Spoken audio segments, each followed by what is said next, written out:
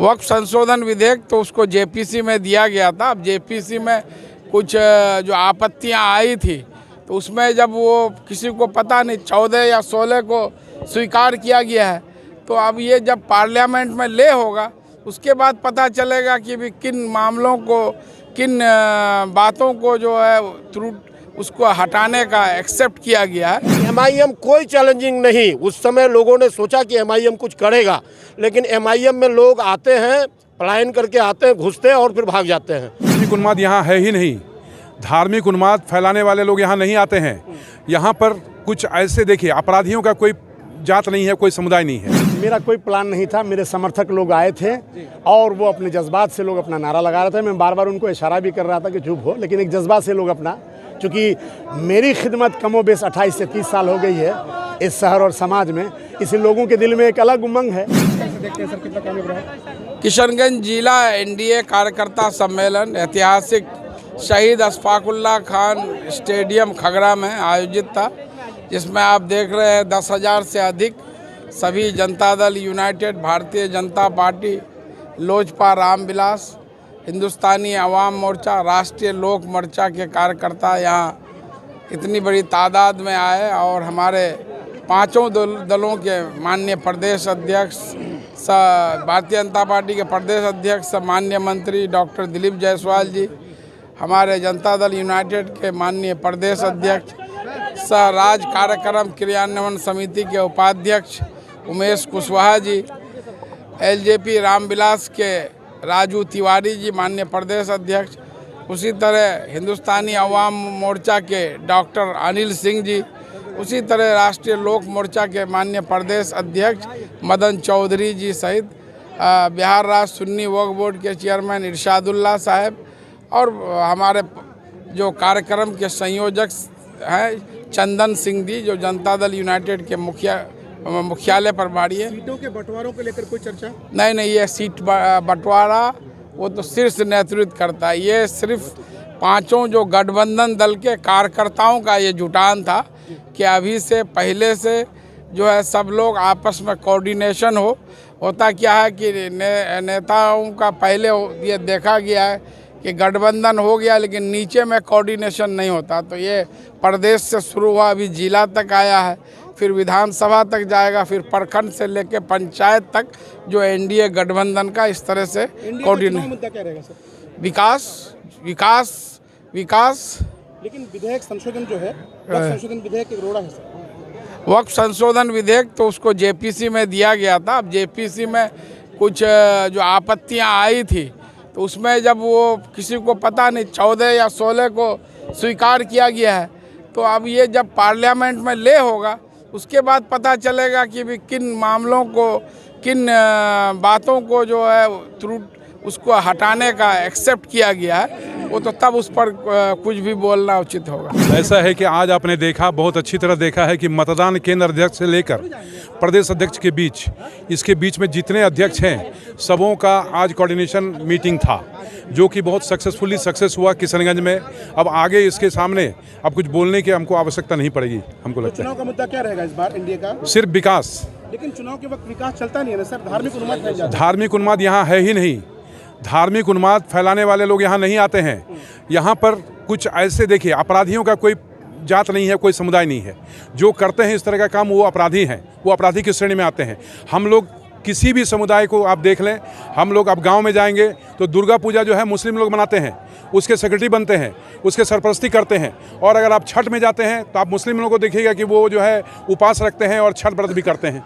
इस के बहुसंख्यक का कहना है कि भाई आप जो है वक्त संशोधन विधेयक के साथ इसमें जो है आप एनडीए के समर्थन देखिए, उस ऐसा है कि जहाँ तक वक्त विधेयक की बात है वो अभी डिस्कशन की बात है संसद में, उसको आने दीजिए, फिर हम लोग देखते हैं। आप भी चुनाव लड़ने की तैयारी कर रहे हैं? देखिए, हम लोग बहुत अनुसार देखिए ये जो मीटिंग था इसमें इस बात की कोई चर्चा नहीं है अभी।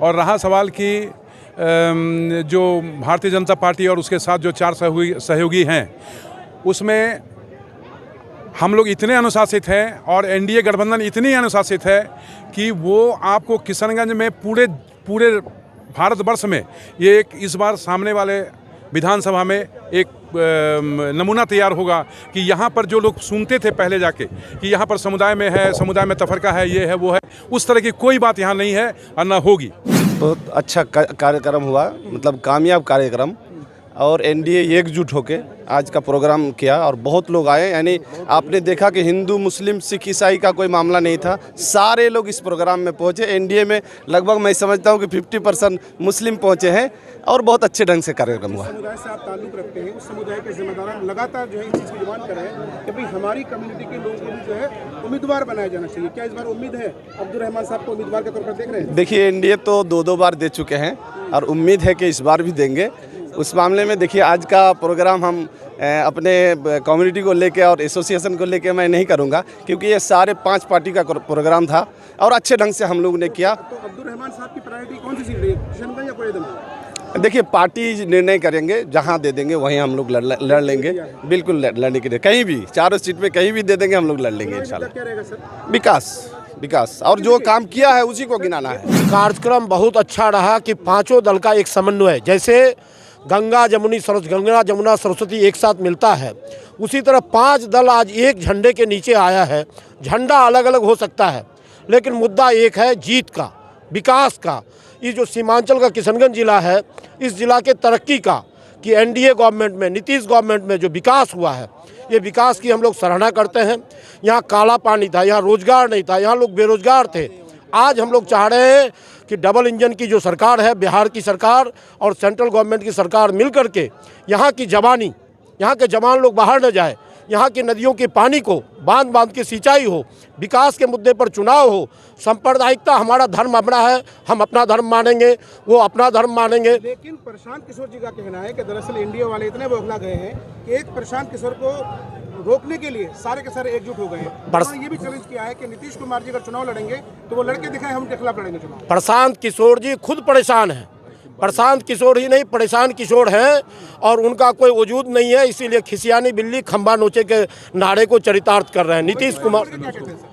और बाई इलेक्शन में उसको पता चल गया था कि हम कहाँ हैं, और जनता भी जानती है जो प्रशांत किशोर कहाँ है। सीमांचल में प्रशांत किशोर कहाँ है, मध्य बिहार में प्रशांत किशोर कहाँ है, दक्षिणी बिहार में प्रशांत किशोर कहाँ है। जिस किशनगंज में हम लोग हैं, यहाँ पिछले विधानसभा चुनाव में 5 सीटों पर एमआईएम को जीत दर्ज हुई थी, तो एमआईएम कितना चैलेंजिंग आप लोगों के लिए? एमआईएम कोई चैलेंजिंग नहीं। उस समय लोगों ने सोचा कि एमआईएम कुछ करेगा, लेकिन एमआईएम में लोग आते हैं, पलायन करके आते हैं, घुसते हैं और फिर भाग जाते हैं, क्योंकि एमआईएम का गुब्बारा का हवा निकल गया है। अब एमआईएम कोई सवाल नहीं है।